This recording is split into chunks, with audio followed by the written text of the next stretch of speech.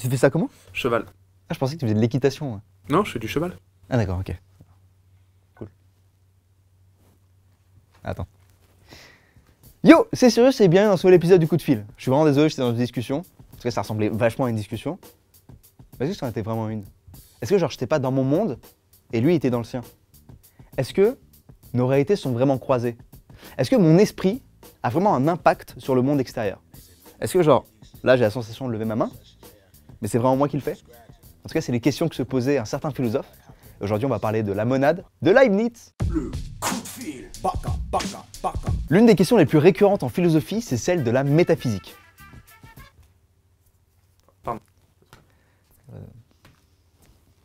Petit rappel, la métaphysique, c'est la connaissance des réalités immatérielles qui sont au-delà des réalités physiques matérielles. Genre par exemple, ça va être Dieu, l'âme ou les idées. Ça peut être aussi du coup la recherche de l'essence, de la nature, de l'être des choses. Par exemple, une question qu'on se pose beaucoup en métaphysique, c'est de pouvoir qualifier la substance. La substance, c'est la réalité permanente qui sert de support aux phénomènes qui, eux, sont les attributs changeants. Genre si je prends de l'eau à l'état liquide ou à l'état gazeux, ça change. Pourtant, ça reste de l'eau à cause de quelque chose. Ce quelque chose, c'est la substance. Pareil pour toi, tu as changé énormément sur les 10 dernières années. Mais si on pense au toi d'il y a 10 ans, il y a quelque chose qui est resté pareil. C'est toi. En fait, c'est toujours toi. Et c'est à cause de la substance. Et il y a eu plein de théories différentes pour essayer de l'expliquer, mais l'une des plus connues, c'est celle de Descartes. Lui, il affirme qu'il y a deux substances différentes. Il y a l'étendue et la pensée. Res extensa et res cogitans. Mais tout le monde n'est pas d'accord. Et Leibniz, il va encore dans un autre délire. Gottfried Wilhelm Leibniz est un philosophe allemand du XVIIe siècle. Enfin, philosophe, ce serait vraiment réducteur de dire ça. Il s'intéresse à l'histoire, au droit, à la biologie, à la physique, aux mathématiques. Il donne son nom à une formule, la formule de Leibniz. Il permet aussi de vachement développer le calcul infinitésimal. Il crée des inventions aussi, genre une machine qui permet d'assécher des mines, ou un système d'ouverture de bouteilles, ou une montre de poche qui se remontrait elle-même. Bref, il était aussi conseiller à la cour. Le mec est une brute. Le mec est une brute. Ici reposera Gottfried Wilhelm Leibniz, créateur de la formule de Leibniz, fabricant d'une machine à dessécher les mines, inventeur du chiffre 3, guérisseur de la lèpre, inventeur du filtre Nashville sur Instagram. Mais pour lui, une substance, ça peut pas être une étendue comme dit Descartes, parce qu'une étendue, ça se divise. Alors que ce qui n'est pas véritablement un être, n'est pas non plus véritablement un être.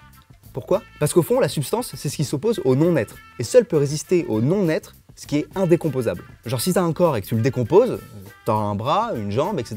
Mais c'est plus un corps. C'est pour ça qu'il cherche l'unité. Donc ça peut pas être l'étendue divisible, ça doit être indivisible. Et cette chose, pour Leibniz, c'est l'énergie. Et cette énergie, il l'a appelée atome. Atome, ça vient d'atomos en grec, ça veut dire insécable, indivisible. Mais c'est pas l'atome qu'on connaît tous, parce que celui qu'on connaît tous, il est encore composé d'autres trucs. C'est de la matière physique. Non, lui, il cherche la vraie unité. Il va appeler ça la monade. C'est un atome métaphysique. C'est une substance simple, sans partie. C'est une substance individuelle. C'est l'unité d'énergie inétendue, indivisible. Leibniz dira que ce sont les véritables atomes de la nature. Inventeur de la purée, ingénieur de la PS4, membre des Daft Punk 2 fois, président du Panama, auteur de la Bible, professeur de DAB, perruquier de Donald Trump. Alors là, comme ça, forcément, si c'est pas physique, mais métaphysique, c'est un peu abstrait. Du coup, on va essayer quand même de mieux cerner la monade. Déjà, si ça n'a pas d'étendue et que c'est pas divisible, bah c'est un point. Ensuite, vu que c'est une substance simple et pas une substance composée, il ne va pas y avoir de formation ou de dissolution. Parce qu'il ne va pas y avoir des parties qui vont s'ajouter ou se séparer. Tout va apparaître d'un coup ou disparaître d'un coup. Création et annihilation. Et enfin, Leibniz nous dit qu'elle n'a pas de fenêtre. Ça veut dire que rien ne peut agir sur elle du dehors.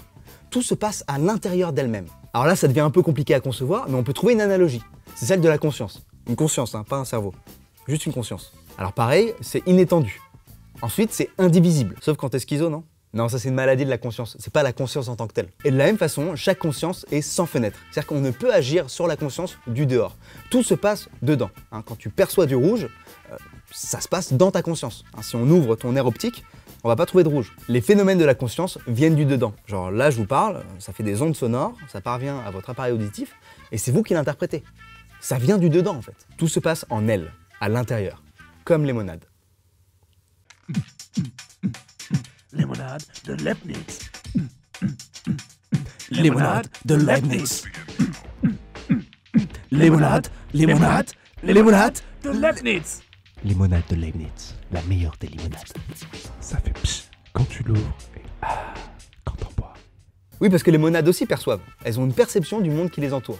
Et d'ailleurs, ça va être un élément très important pour les distinguer, parce que pour l'instant, avec nos descriptions, en fait, toutes les monades se ressemblent, quoi. Alors qu'au final, c'est pas le cas. On peut les distinguer. On doit les distinguer même. C'est le principe des indiscernables de Leibniz. Il n'y a jamais dans la nature deux êtres qui soient parfaitement l'un comme l'autre. Alors comment les distinguer avec la perception? En fait, c'est plutôt simple. Chaque monade est située dans l'espace. C'est pas un point de l'univers, c'est un point de vue sur l'univers.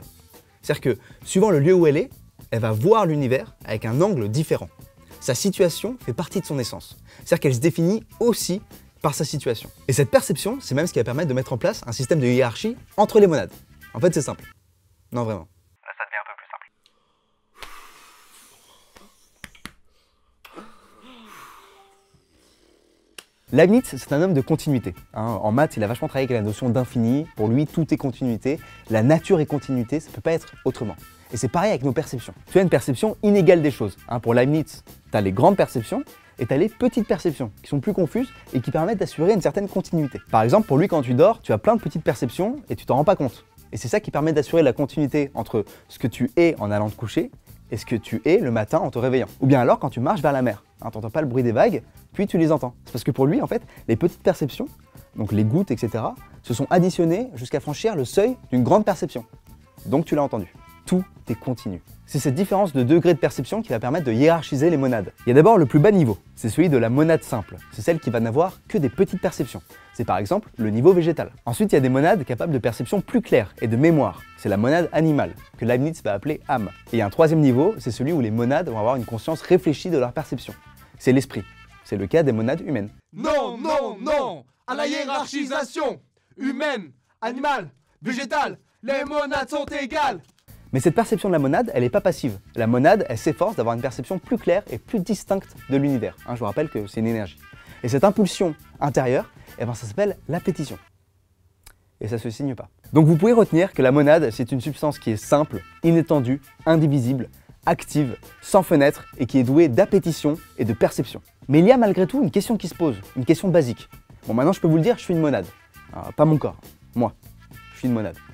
Mon corps, c'est une substance composée, donc c'est un amas de monades qui est dominé par une monade centrale, moi.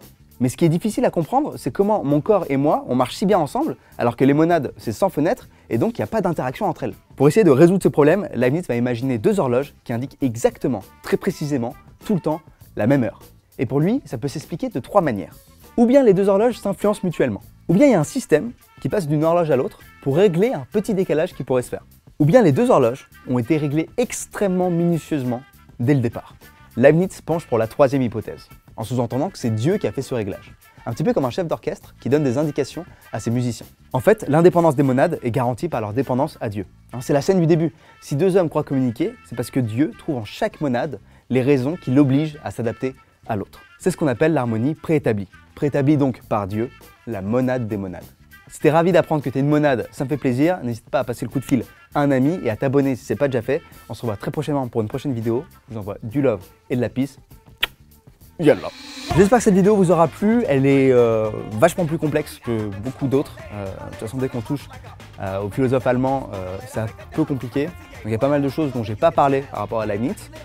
Parce que c'était déjà très dense. Par contre, je vous ai mis du coup des pistes dans la description avec notamment des différents concepts et des mots-clés qui pourraient vous intéresser si la monade vous a plu. Le prochain coup de fil sera un truc un peu plus simple. Comme vous avez vu, j'aime bien alterner les coups de fil simples et les coups de fil compliqués.